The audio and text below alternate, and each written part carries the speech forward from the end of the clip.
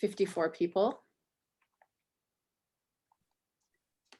I mean, you could probably get started anytime you want, Luis. Okay. All right, you ready, Tyler? Ready, Freddie. All right. So Tyler is my first graduate student to go through the master's program at San Francisco State. I'm very proud of that. I've been here in San Francisco for a while, but I don't know exactly why. I haven't had a student through the program yet. Probably because the type of things that I do, as you see, require a lot of training, and it's really hard to train a student on time to do these things during the short period of time allotted to a master's degree.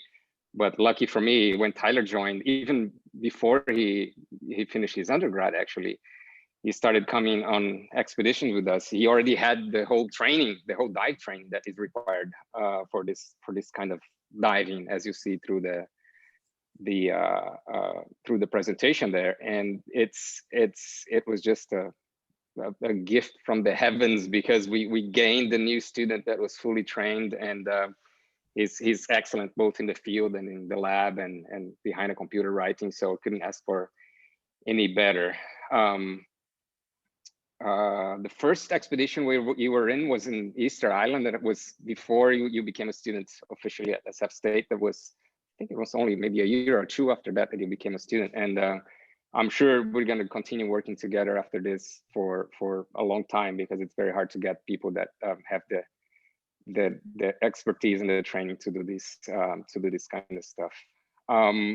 Joining me in the committee are Karen. Karen's a professor at San Francisco State, Karen Crow, and Hudson from Brazil.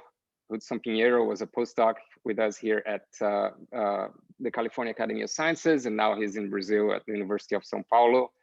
But he did a lot of the expeditions again together with Tyler and I, so a good group here. And I want to thank all of the audience for coming. There's last I checked was like 55 people from all over the world, from Chile, from Brazil, from Hawaii. Thanks to the Hawaii crew, I saw like 5 or 6 names from Hawaii, including the great Rich Pyle. So one of the founders of this whole field of mesophotic coral reef exploration. So thanks everybody for coming. And Tyler, take it away. The stage is yours. Awesome. Thanks so much for that warm introduction, Louise. And yeah, I'm very touched that so many people, so many friends and colleagues from all over the world can join us today to talk about this project that's evolved over the years, but we're finally in that final stage for manuscript submission. So very excited to talk about how fish community structure changes across depth gradients in Micronesian coral reefs.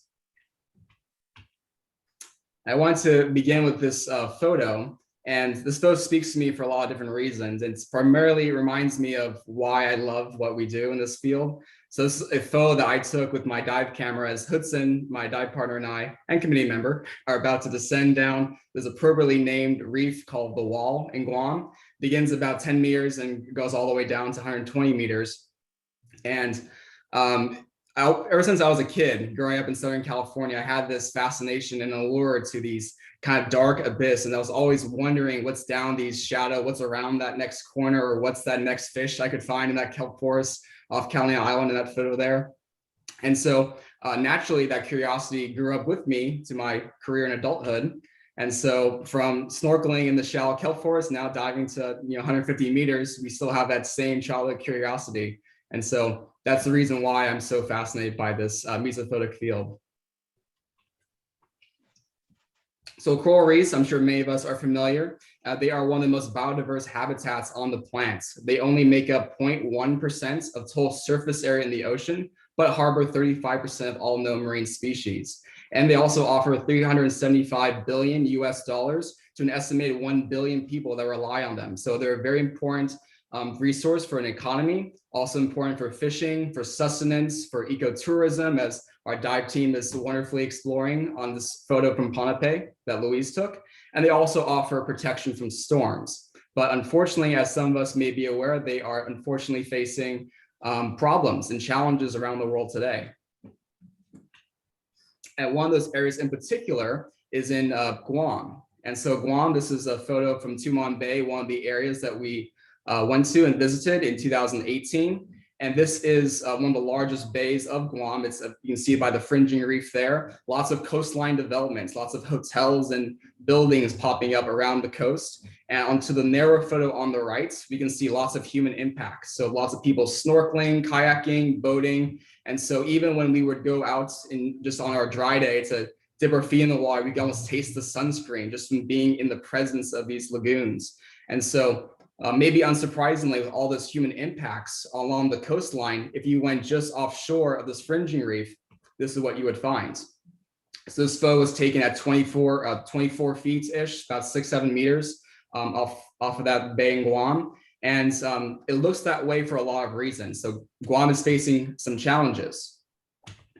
And one of those is predominantly sedimentation and eutrophication. So all those sediments and nutrients going into the water from the developing coastline causing algae blooms that are being very harmful to the coral reefs there.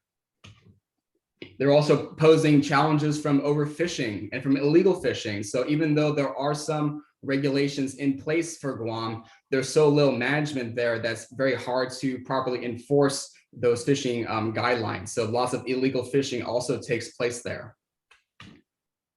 Guam is an epicenter for diving in the Pacific, so it's a very popular diving destination for recreational scuba divers. And so the reefs do see lots of recreational traffic also from the diving and boating communities. And Guam was subject to a crown and thorns invasion. Crown and thorns referring to the Acanthaster plantside, that corallivorous sea star that does predate on coral, causing mortality to that coral holobiont. And also Guam's subject to elevated sea surface temperatures like other places around the Pacific. So this is a screenshot of some temperatures from NOAA Coral Reef Watch. And this area here represents where we sampled in May 2018. And to recap, that kind of thermal stress that Guam has seen in 9 out of the last 10 years has been in a identified bleaching watch or alert level status due to those elevated sea surface temperatures. Associated with these factors, Guam has seen a 60% decline in live coral cover from 2013 to 2017. And its reef fish populations, particularly the herbivores, are considered critically low levels. And also related to fishing, 58% of marine fishes are being overfished. And so for these reasons, Guam is considered to have the most impacted coral reefs in the Pacific. But unfortunately, not a lot is known about the status of the fisheries and coral reefs to Guam below 30 meters. So let's talk about reef depth zonation in general. We know quite a bit about shallow euphotic reefs just due to the utilization of scuba diving. So divers can access this shallow 60 meters, or relatively shallow 60-meter water column through scuba, but beyond that requires additional considerations. And one of those considerations can be using advanced technology like submersibles or ROVs. And as Rich so poetically put this in one of his TED Talks that inspired me to get into this field, if we spend $30,000 a day on a submarine, you generally don't go farting around the shallows. You want to take it as deep as it can go. And so because of those reasons, most submarines begin that exploration at 500 feet, and that middle zone between 60 and 150 meters is left largely unexplored. And that area is called mesophotic coral ecosystems. Meso referring to middle, photic meaning light, hence why it's known as the coral reef twilight zone. And entering our scientific community in our mesophotic field, it has been postulated that this area of mesophotic reefs could be a refuge. So as we've seen that shallow stressors are increasing in the euphotic reefs, is it possible that these impacted species could find refuge by migrating to deeper mesophotic coral reefs? So one of the ways that we can investigate these communities is by using BRUs, or Bait Remote Underwater Vehicles, or sorry, videos. Those are different toys for different occasions, the vehicles parts. So BRUs look like this from this image from Coleman Swear 2010. They're essentially a monitoring station with a bait pouch on a camera. And so the camera runs continuously, and then scientists can capture and survey whatever is being filmed. So through this method, our friend and colleague, Steve Linfield in 2016 found remarkable biodiversity, and actually was one of the first to really document these amazing deep reef fish populations from Guam. And he found very high biomass abundance and species richness in those fish populations. But the downside of this, and with all sampling techniques have their pros and cons and sampling bias, but in particular for these broods, the downside is you only can survey what's being attracted to the baits. And we know this all too well from our study we did in Fernando de Noronha, Brazil, published last year. And you can see in this photo a tiger shark taking a bite out of our baits. And so there's one limitation with the brood sampling technique. Another way we can investigate and kind of assess refuge potential for deeper coral reefs is looking at the historical data. So this is a screenshot of Fish Space where all of us fish nerds like to spend our Wednesday nights. And it takes a lot, basically it's a database of all the known species of fish that we know about. And predominantly, we're interested here on the distribution and depth ranges of these fish. So this is Cerulabus rhomboidalis, a wonderful wrasse that we surveyed in Guam. And according to Fish Space and historical records, it's known to be at max depth of 40 meters. But in reality, for our study, we saw this and surveyed this fish at 113 meters, considerably deeper than what was known previously. And its preferred depth distribution was an average depth of 82 meters. So the downside of using this historical data is it also can paint an incomplete picture to the reef communities. And so for these reasons, current research is showing us that advanced diving, technical diving, is being advantageous to investigate these deep communities. So the question that we're trying to answer with this study is, how does fish community structure change across depth gradients? And in particular, in regards to the impoverished reefs of Guam, does it have a refuge potential for those impacted shallow species? And so the way we went about conducting this study is using mixed gas closed circuit rebreathers. Now, a rebreather is different from regular scuba in the fact that the bubbles don't go to the surface. When you exhale, the gas is contained. And so when you are exhaling in the rebreather, it goes into these breathing bags called counterlungs. The gas flows through the one-way valves to the back where a chemical reaction occurs, removing the CO2 that we are producing.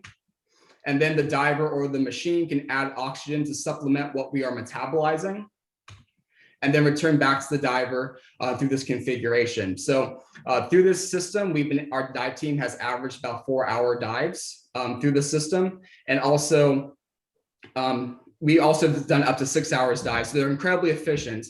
And although there's an incredible sticker shock when you buy a rebreather, they are very cost effective because the helium that we use to dive to these deep depths is very expensive. So they do actually end up paying for themselves in the long run. The other advantage of rebreathers from a scientific perspective is that they are much quieter. So we can get a lot closer to marine life and to fish for surveys. And also, I'm gonna start a fight in the comments later, but essentially we believe that they're also safer too. So they have a bad reputation of being called death machines due to the number of accidents when they were first introduced on the market, but they offer an incredible amount of redundancy, and that physiological benefits of a continuous partial pressure is very advantageous from the researcher's safety perspective, which we like. And for the study, we obviously focused on Guam, but also wanted to compare it to another Micronesian coral reef. And so we also looked at Ponape. So Guam, our sampling sites here are in yellow stars. Guam on the left has a human population of an estimated 159,000 spread across 560 kilometers squared area. And its reefs are predominantly fringing type. And we sampled there in May 2018. Ponape, located to the east, has a human population of around 35,000 with a total area of 340 kilometers squared. And its reefs are classified as barriers with large lagoons and also atolls. Specifically for atolls, it's home to Ant Atoll, one of our dive team's favorite sites. And it has wonderful conditions, and the reef slope just drops to deep as you want to go. With that being said, let's go for a dive. So this video was taken from our sampling in May 2018, diving the Blue Hole in Guam, which is one of the most popular dive sites there. And you're about to see why it's called a blue hole. There's the hole structure. So you're seeing us descend on the reef there. I'm signaling my partner Hudson there, or time for us to go down. And you're seeing my first person perspective of the camera on my mast strap showing depth and temperature displayed in meters and Celsius.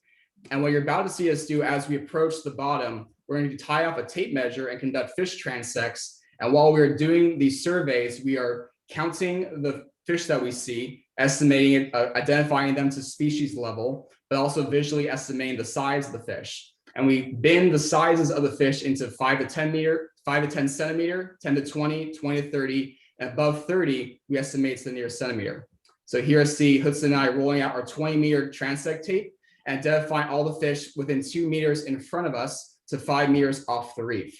And so that was our swath. And we did this at beginning at deep depths first. And as we finished the surveys, we would come back and finish surveying as we did our decompression.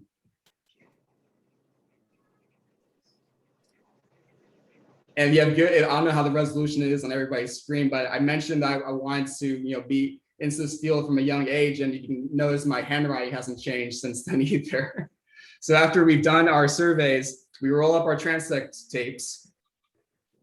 And then because our bond time is so limited at these depths, we try to be incredibly efficient.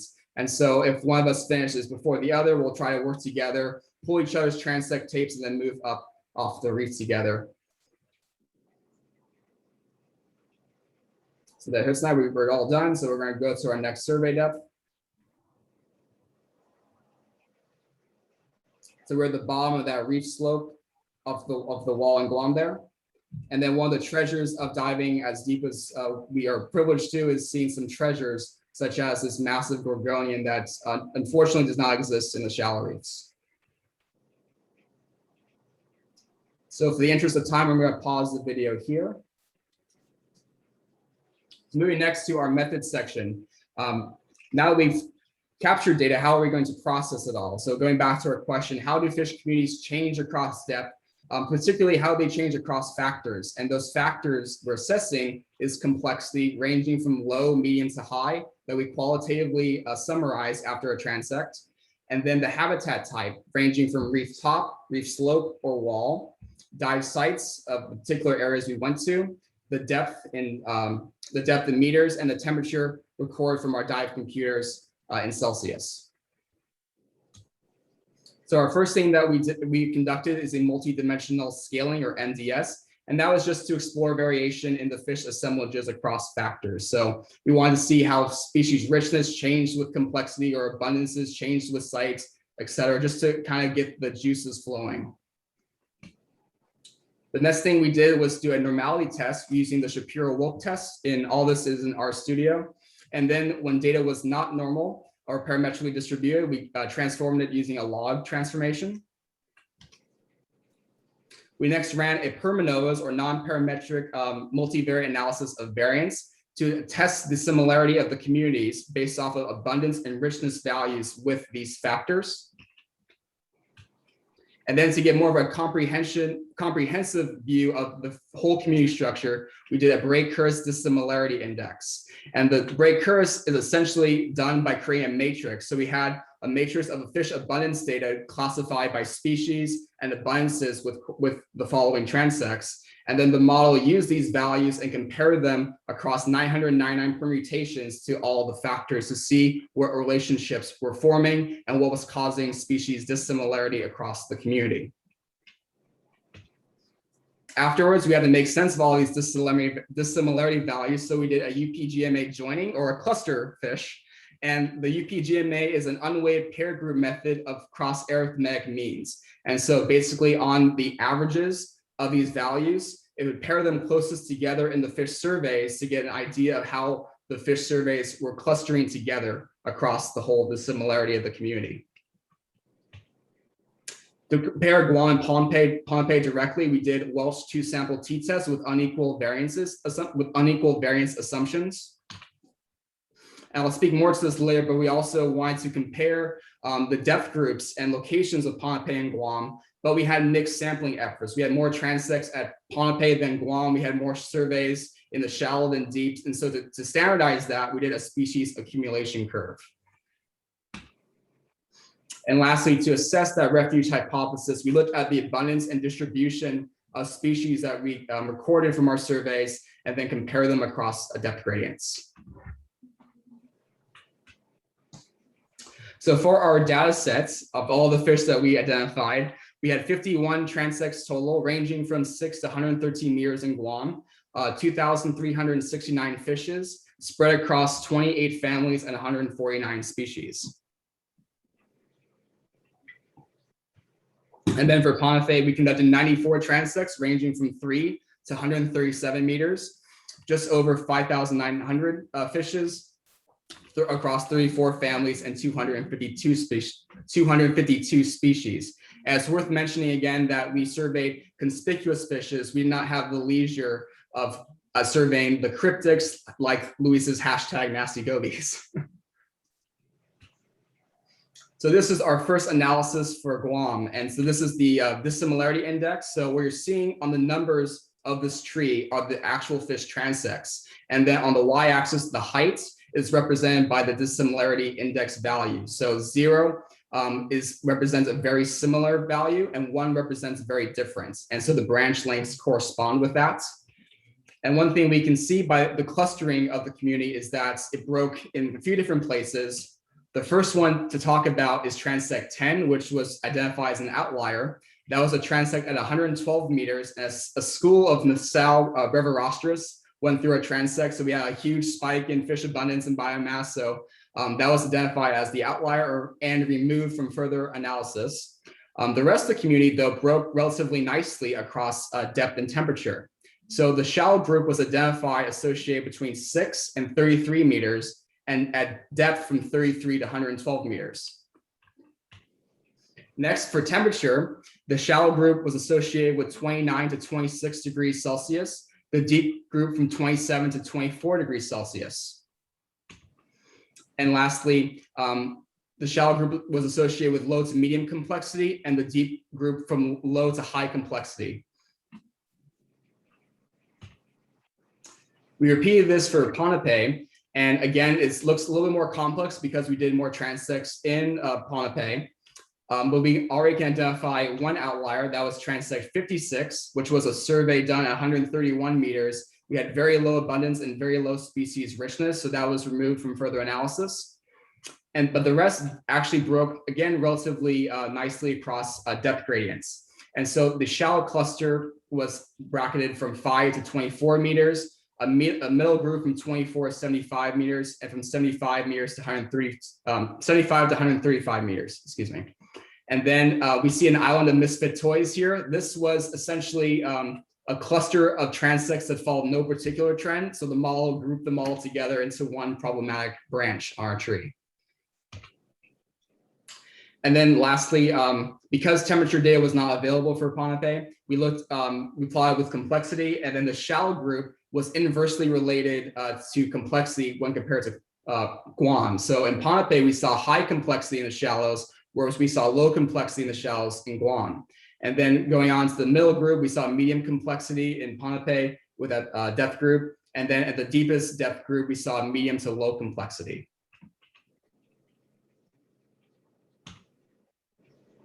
Looking at our fish data classified by trophic gills, we have Guam on the top and Ponape on the bottom. On the x-axis is the individual trophic gills for species of fish that we surveyed, and then these were identified based off of our database of fish base about what preferences and diets that these fish have.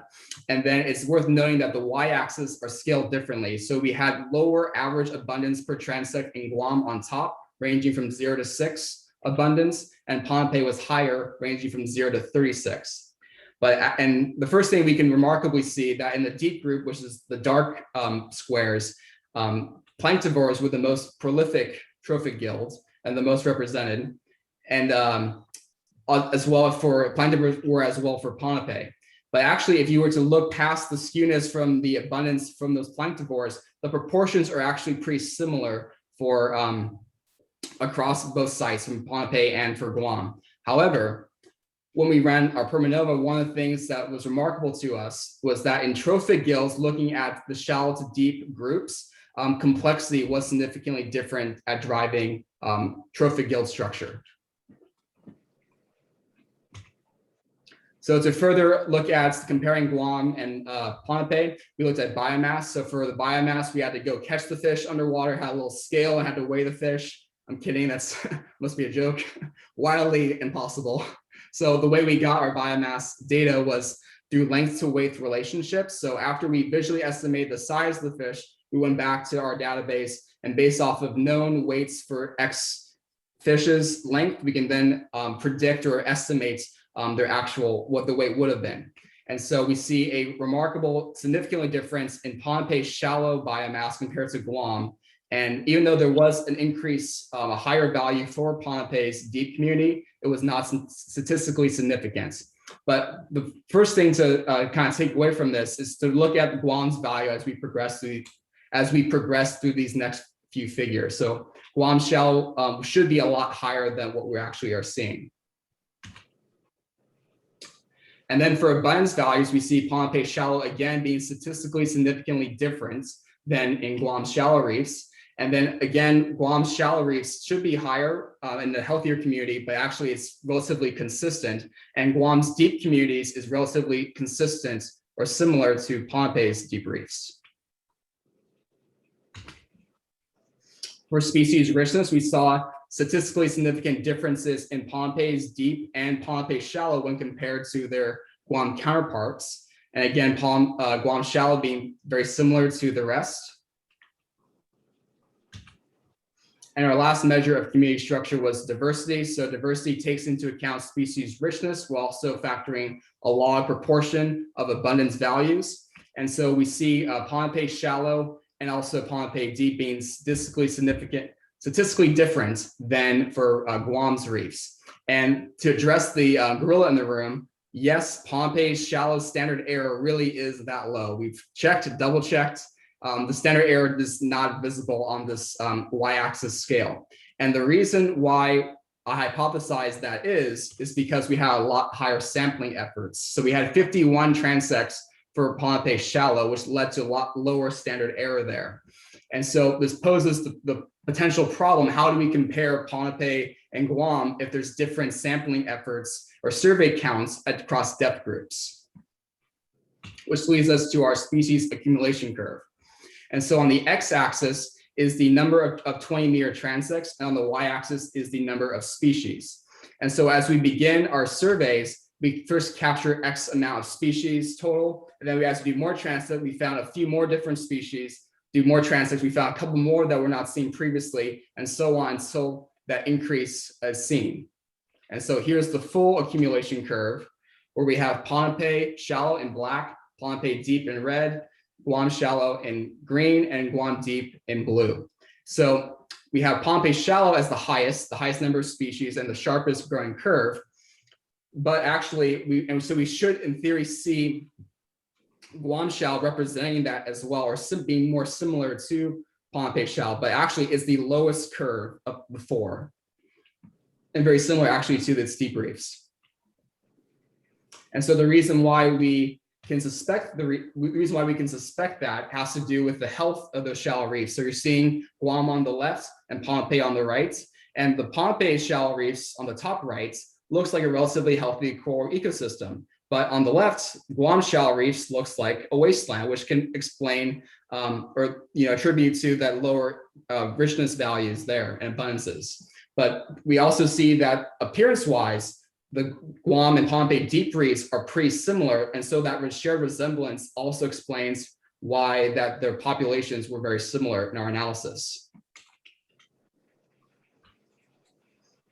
And to assess our refuge hypothesis, we looked at the distribution of fishes across depth gradients. And so we see for Guam, we had 149 species total. 55 were exclusively shallow, being in that 30 meters or less. And then Guam deep was, we see 60 species exclusively deep, greater than 30 meters, and 34 species across both depth groups, or 23% of the total richness. For Pohnpei deep, we found 246 species. 125 of them were exclusively at shallow depths, 58 exclusively at deep depths, 63 in both depth groups, or 26% of total richness. And so at this glance, we can kind of see okay, there's a mild to moderate amount of overlap between these populations, between shallow and deep groups. But if we investigate further, we actually see a lot lower overlap. And so of the 34 species in Guam that were found in both depth groups, only 8 did not have a significant depth preference. So these depth generalists only made 5% of total richness. And then Ponape, of the 246 species, 63 species were found in both. 10 species did not have significant depth preference, or only 4% total richness. So we see only 4 to 5% overlap from those depth generalists. So this leads us to, this supports the notion that refuge potential is not likely for Guam. To kind of summarize our findings here, we're very proud that this is the first in situ assessment of Guam's deep reefs. And as we've done with visual surveys for Guam's deep coral reefs, not the first done for Ponape. And notably, the fish communities were driven by depth and temperature. And so across all of both locations, shallow and deep, the communities were associated with depth and temperature there. We did see community structure, particularly trophic gill structure, associated with complexity, and that planktivores were the most abundant trophic gill at depth. And speaking to our colleagues in the audience that dive to these deep reefs as well, this wasn't surprising to us as well, just based off the number of the presence of serranids, particularly the pseudoanthias or the groupers that we see, and then the palmacentrids, those chromis and damselfish that we see at mesophilic depths. And as you can see by our photos and our results, that Guam's shallow reefs are heavily impoverished, and related to that, only 15% of their reefs are protected. So this illustrates the importance of adding additional protection to Guam shallow reefs. And kind of to leave us on a thinking point and to summarize our findings, in Guam and Ponape, we see low species richness, and in other places we've sampled. And so this leads us to suggest that there's actually less functional redundancy in deep reefs, so that the ecological niches are being fulfilled with lower number of species at mesophilic depths. So more to come on that from Hudson's paper soon. But it's not all doom and gloom. We do have a hope for Guam. What remains one of the largest problems for their fisheries is that overfishing and illegal fishing pressures. And that's mainly due to limited oversight and management. They just don't have the resources to police the waters like they should be. But recreational divers are willing to pay for healthier reefs. A survey done fairly recently for Guam found that recreational divers going to Guam are willing to pay more money. And 60% of their economy does come from tourism. So that could provide a great revenue stream for that management. And some good news from the pandemic. In March 2020, scuba spearfishing was banned. So that's a great step forward to protecting their fisheries. And through our friends and colleagues that are still there in Guam, we see that we hear anecdotally that there are higher assemblages being reported now, and even some megafauna such as sharks and turtles coming back that have not been seen in a long time. And we believe that's associated with the decline in human impact since COVID-19. So it's good news for us that Guam's reef can return and replenish. We just need to leave them alone. So a lot of people to thank for this study, and I first need to start with our Cal Academy Hope for Reefs donors to our initiative, and the National Science Foundation for funding our projects, and to ARCS, Achieving Rewarding College Sciences, for funding my master's program. To Louise, Hudson, and Karen, my committee, I actually got kind of shocked when I was writing this down on my slides. Just to work with Louise and Hudson has been a dream in the making. So it's been an incredible honor to work with these guys after reading their papers and seeing their posts and everything when I was an undergrad. It's amazing to be with them. Karen, a nod to her, of course. She was my strongest supporter since I started SF State, and it's given me some amazing opportunities throughout my master's program, and also changed the way I view evolution through our lobe-finned fishes. To our colleague, Terry Donaldson, University of Guam, the dive operation, MDA Guam, and their Department of Agriculture, we thank them for their support and consult on this project. To my great lab mates, Chauncey, Bartz, and Kaio, for being great resources throughout this experience. And I know lots of dive ops are watching this talk as well. We really can't do what we do without our dive ops. And so although I bash them all the time for being a coworker, we really, I mean, we're only a handful of institutions that can do what we do because of their incredible work. And a special distinguished to Meridius, who, if not for him, I would not be a deep diver. If not for him, I would not be at Cal Academy, or probably the man that I am today. So definitely a shout out to him. To Louise and Tawny Sinclair Taylor for their wonderful photos you saw during the presentation. And there's so many friends and colleagues to thank from the Academy, from EOS, from SF State, all being a tremendous amount of moral support over the years. And a special thanks to my inner circle of friends, my tribe, I call them, and my family through their support along the process.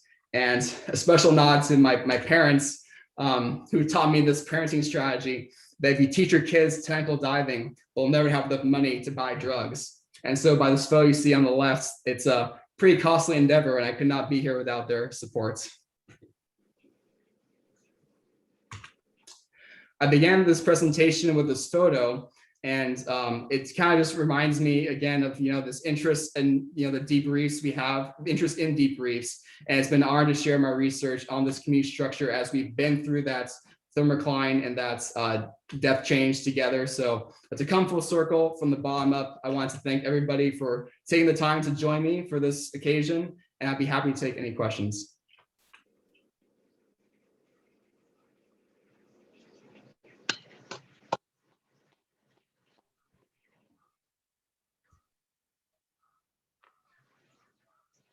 Thanks for the great talk, Tyler. Congratulations, fantastic work. Please, the audience, if you have any questions, feel free to open your mic and ask, or say something in the chat and I can ask for you. Hey, this is Anna. Hi, Tyler. Great talk. Really enjoyed seeing all the dive videos, and I'll forgive the Gobi slander comments for now.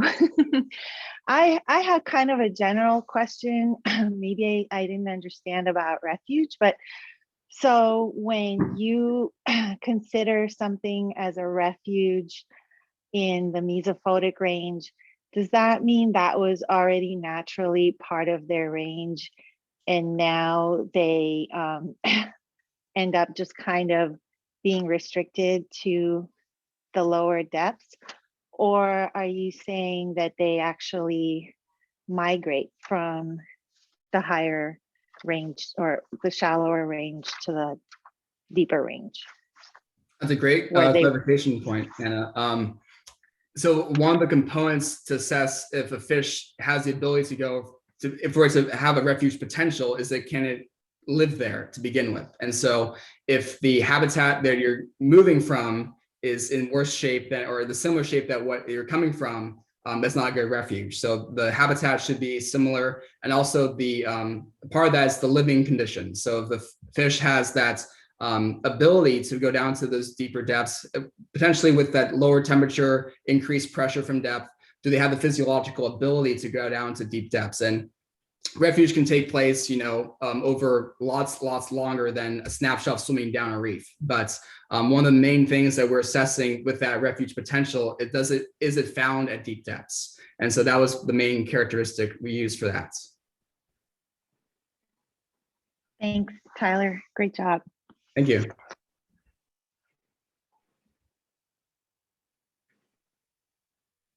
Hey, Tyler, I have a question about your cluster Ellos no se van a analysis. reír. O sea, ellos van a entenderte siempre, esa banda siempre te van a tratar de entender, aunque el inglés no sea perfecto.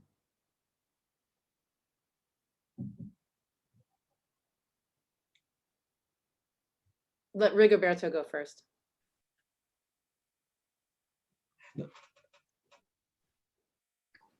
Sorry, I don't have any question. Okay. So for your cluster analysis, you saw this pretty clear distinction between basically shallow and deep, with depth and temperature, which depth and temperature are correlated. But I presume each individual transect, which are the tips of your tree, I presume you've made some kind of matrix that included like diversity and abundance. And so they grouped out in these ways. But you know, so you sort of labeled, okay, these are the more shallow ones, these were the more deep ones, and how it correlated with temperature. And then there was a little bit of overlap with complexity, but you didn't map onto that figure, you know, is there, you had your other figures talking about like biomass and number of species, but is there some kind of a way to add a color? Or I kind of wanted you to break down, like, what was the matrix you put into that cluster analysis? How did you code those characters? If you could say it briefly, and if it's too complicated, then that's fine, or you could tell me later. But I was wondering if you could do some kind of like a hot and cold map, although that would not suggesting temperature, but something that would visually convey, you know, sort of the deep versus the shallow specialists, or the difference in biomass, or adding something about diversity and biomass and abundance into that figure. Great question, Karen. So to my understanding the question correctly, how is biomass, the other factor, community structure variables factor into the cluster analysis, and how do we represent them more clearly? For that matrix, we organize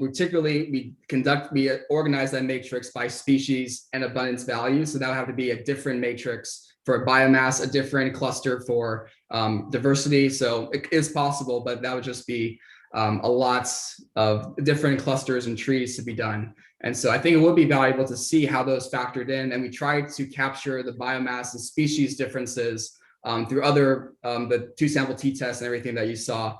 But the main one that I thought tells the story is that species accumulation curve that kind of summarizes things nicely based off of those uneven sampling efforts too. But definitely a great point of consideration for that final figure for the manuscript in terms of visualizing that better. I totally understand what you say. Okay, so you did decode what was that, and I know you had your other figures that were sort of illustrating that. Okay, thank you. Sure, thank you. Hey Tyler, how are you? Thank you for the presentation. Very interesting. But I want to follow on the first question. Maybe it will be good if you can consider, for example, to analyze the functional roles of this species by coding different traits, perhaps biomass. I mean, you put length as a proxy of biomass, right, as a primary production. And you found that in shallow reef, there are much more biomass as opposed to deeper reef, and perhaps you can explore a little bit more to see at which depth there is some distinction in terms of not just the diversity, like the numbers of species, but also numbers of traits. For instance, how distinct in functions are those reef, the shallow as opposed to the deeper reef. And then following the first question, maybe from your observation, there is some information that you can explore about the commercial species that are being targeted in the shallow reef that you see more often in the deeper reef. They can be like a refuge for commercial exploited ecosystem in the shallow that can be used in the deep reef. I mean, those things could be very valuable for a conservation output. Yeah, that's really wonderful feedback, especially with those traits. I know in another paper that Hudson's lead author on right now, looking at those functional differences and redundancies, that's a great point for our study and for this one especially. I did look at a little bit at the commercially available ones, although it's surprisingly challenging, at least from my perspective in my research, to find which ones are commercially viable and important. So there wasn't a lot of literature supporting these are the species. I was expecting, like in the Hawaii fisheries, these are the fish that we target, these are the ones that we use. It was kind of cryptic to find the information for Guam. But I did look at parrotfish because that was my kind of background as an undergrad with that scary community. And we did see less abundances of parrotfishes for Guam compared to Ponape. So there's, I believe it's 26 species found in a parrotfish found in Guam, but we only saw 4 different species. So we saw a lot higher numbers in Ponape. So not looking across depth gradients necessarily, but it was interesting. And I would love to parse that out more about those commercially important ones. Thank you. Thank you. Hey, Tyler. It was a great presentation. Congratulations, great work, and super nice presentation. I'd like to hear your thoughts about, like, you have been diving in other locations.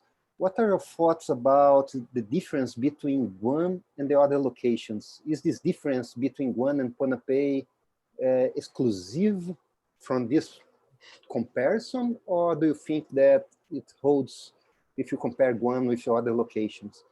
And in your perception, what are the major difference between Guam and the most pristine sites where you have been diving? Great question. So how's Guam compared to the other places that we've been to? I think it was, I mean, visually apparent for one, off of the shallow reefs. So immediately we did our first checkout dive, we're like, wow, there's not much of a reef left here. And I wanted to begin with that. A caveat to that is, you know, the 3 sites that we surveyed does not represent the entire reef of Guam. We've heard great stories about, you know, healthy pockets of reef on the northwest side, the northeast side of the island that we did not get a chance to study. So that's one caveat and limitation to this study. But across the other places we've been to, like in say Easter Island, for example, because we have some colleagues from there on this call. You know, it's amazing to see the differences in richness values, and you know, being where Guam's located in that proximity of the Coral Triangle, we did see high species richness values as you would expect. But it's just incredible to see the lack of just sheer biomass in the shallows. Like when we're diving other locations, we're privileged to see these amazing assemblages of fish in the water column, and then there's just not that there for Guam in general. So I think it was pretty telling to us. We don't think, no matter what site we picked Guam from, I think no matter how you compare it to, it was pretty clear to us and to me how impacted they were. And we found evidence of that due to fishing line, other human impacts too. Not as much in this location, like other places we've been to, like the Philippines, we see lots of trash and pollution. But there certainly was some trash that we did see on shallow and deep reefs for Guam, but that wasn't really noteworthy so much in the course of this presentation today.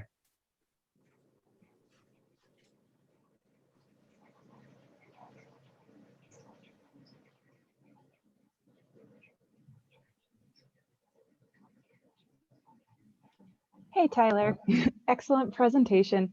I was curious if you could share some thoughts on what you're thinking about the field moving forward. So some of the current limitations with exploring the twilight zone, and what kind of ways you think that could be optimized so you can kind of poke at more cryptic species or whatever other kind of areas might be lacking, things that we don't know about this area moving forward. Great, good question, Lexi. So to narrow that down a bit, what technology or what's like just in general, like thoughts about this field of research moving forward for the future? Sure, like general thoughts about gear, I guess, since you're pretty familiar with that, but also techniques that might optimize some of that shorter bottom time so you can get the most bang for your buck while you're down there. Great question. It definitely, that would make a difference. There are diving techniques that we would love to utilize and explore, like saturation diving and diving bells, so we can spend much more bottom time. And we've seen other colleagues throughout the world doing some of those projects, but they're very expensive. So just being able to see them have more time would be wonderful. And one of the ways is cameras, to deploy cameras. And we know colleagues, like the base cameras are one method. But of course, it's just nothing can really capture, a fish the way that a human eye can. So would love to see an increase in technology about, the ROVs, and we're seeing much more affordable ones nowadays that can explore deeper depths with higher resolutions. But again, with every tool, there comes that limitation. So with those ROVs and submersibles, they have the bright lights so we can see the fish, but then all the fish scare away, or the allows that scares the fish away too. So I think really for this field and for its advancements, it's really going to come down to the increase in ability for diving technology. So I think for now, for my foresight and prediction, I think the best way is going to be continued for humans to go there ourselves and increase safety measures for better efficiency physiologically for us to visit these locations. Excellent. Thank you so much. Thank you. Tyler, let me dovetail into that. So as you're doing these deep dives, by the way, excellent presentation, loved it.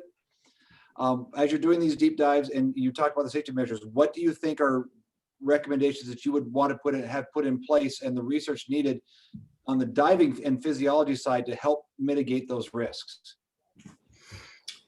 Ooh, great question, Jim. Glad to see you on the call too. From the safety aspect, I think our team jokes enough about all the stuff that we carry. I think I'll actually back up a slide here, and you can see the amount of stuff that we do have to carry for these projects is incredible. So I think just increase in redundancy is wonderful in terms of our ability to, what else we could carry with us. I mean, kudos to Meridius and our dive program. I mean, really, there's, we're hard pressed to find different ways to make what we do more safe. And we've been through other collaborators from a diving medicine perspective, which I know your lens is on too, about our decompression models and those kinds of physiological considerations. But we dive very conservative models. The redundancy we have seems to be, adequate, but of course, there's always room for improvement. Then there's limitations with that too. So I think in the direction that the industry and dive medicine is going, I think it's just going to get better and better. I, for one, would like to see a bailout rebreather. That would be nice. All right. Can you explain how much bailout we carry, Tyler, and how much weight we could shave if we had a bailout rebreather? Yes. So on this photo, you're seeing us carrying. Is always interesting. I missed the other comment.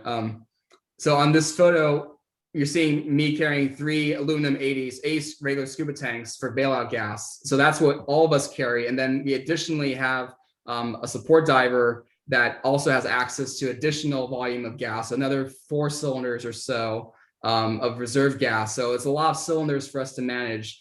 With a rebreather, a bailout rebreather though, basically we would have 2 breathing loops. And so we would have 1 rebreather that would also be plugged into that partial pressure and decompression that we need, the decompression obligations that we need to fulfill. And so that would shave all those cylinders away. We can just focus on the rebreather, the bailout rebreather. But of course, the challenge with that is when you go off, when you have to bail off your rebreather, well, your breathing has to be at the correct partial pressure. And that's an active system that you have to manage somehow. So that would be challenging to, and definitely a learning curve to get around. Whereas in what we're doing now with bailout scuba, basically as there's any problem, as long as that gas is where it needs to be on your rig and you do the proper safety check of ensuring you're breathing the correct gas, there's no fussing around with wondering what partial pressure your machine's at. So definitely some other things to consider.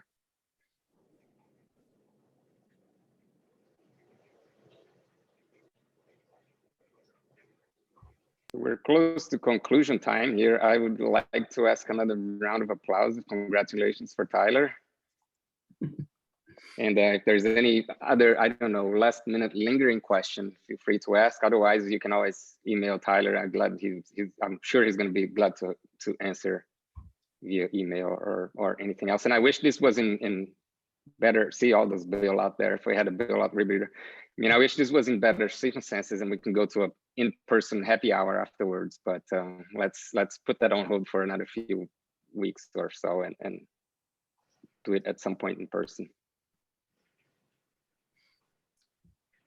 Wow, well, thanks everybody so much for joining us today, and I really appreciate all the feedback and questions. So by all means, reach out if anything else comes up. But yeah, really appreciate to see so many friends and colleagues from all over the world on here. It means a lot to me. Yay, good job, Tyler. Thank you. Congratulations, Tyler. Well done. Thanks, guys. Yay, good job, babe. Thanks, babe. Bye, Tyler. Nice job. I really liked hearing it. Thank you.